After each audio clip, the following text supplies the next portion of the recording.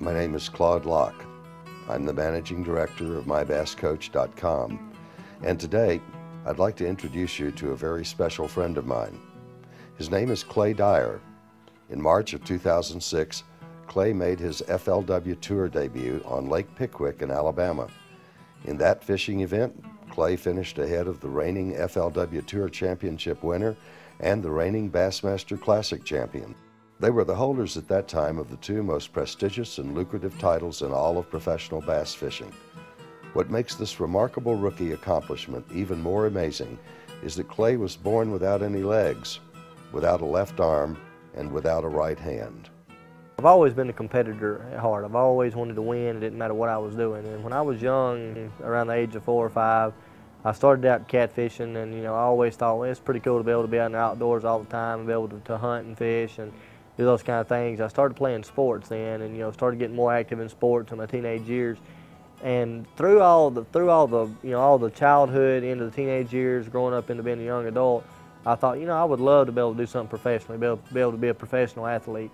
And of course, in all reality, I didn't know if I'd ever be able to get drafted, to play in the NFL or NBA or something, having this kind of physical build. But I really felt like that, that maybe fishing was something that I could take to a national level and be able to be a professional angler. And after watching a lot of these guys on television and watching how they did it, I thought, I can do that. I can take it to that level.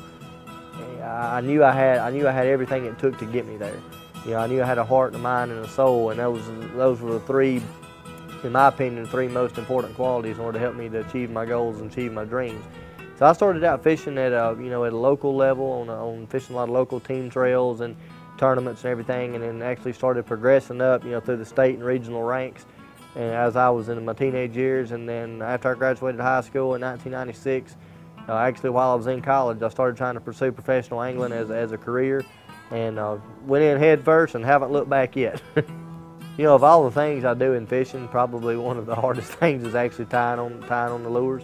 And to figure out how to do it, I actually used to take them and bounce them on my hand and try to run the line through the hook eyes, or I'd lay them on the floor and try to run the line through the hook eyes. And I realized real quick like I was getting nowhere in a hurry because it was taking forever to do it.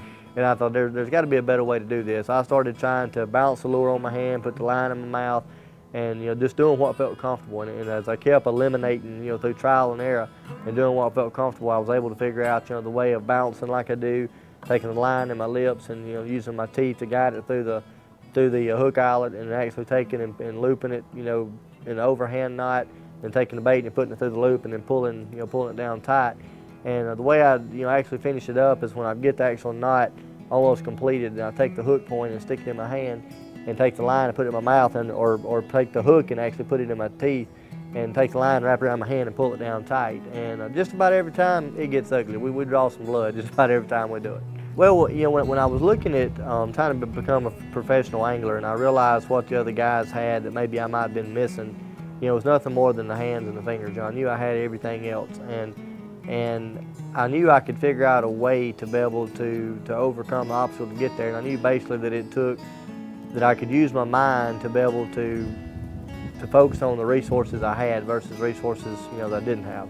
It'd been very easy for me to look down and say, okay, I need 2 hands, I need 10 fingers to be able to tie the knots, throw the reels, drive the steering wheel when I'm driving the boat, all those things. But at the same time, I knew I had a mind that would focus on the resources I had, which was, having the heart to be able to put the passion towards being able to stay determined enough to figure out how to do it. I thought, well, I may not have the same resources everybody else has, but I've got the mind to be able to focus on it. I've got the heart to be able to have the passion to figure it out.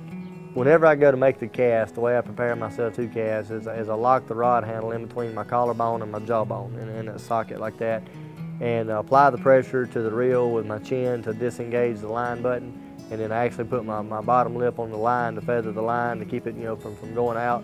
I take my arm and brace under the rod, and it actually starts into it looks much like a golf swing, while I pivot my upper body, from side to side or from front to back, to be able to get the rod, the rod momentum started to actually get the lure speed and everything, that I need to get the lure going in the direction I need it to. And then I actually use my bottom lip to take the pressure off the reel spool where the line can accelerate out, and I feather the speed of the spool by my lip by applying pressure to the line.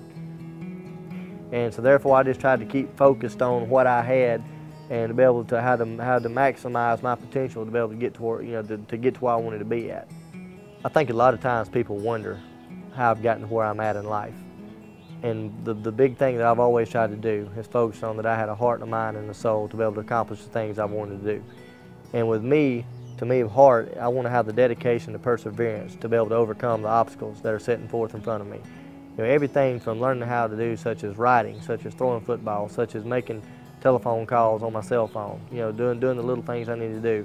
All that has had to come from the passion of wanting to figure out how to overcome those things and be able to put the determination and the perseverance and then just to keep on keeping on until I figure out a way to make that work.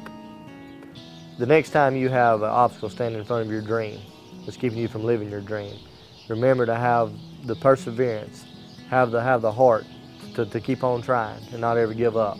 Also remember to focus on the resources you have versus the resources you're missing. And when you can apply those two things to your life, always remember to have the faith in yourself and the faith in God that He's giving you the strength to be able to overcome anything that any of these obstacles that may be in your life. Now I promise you, if you'll take and you'll apply these different principles in your life, you'll be able to overcome any kind of obstacle that may be facing you.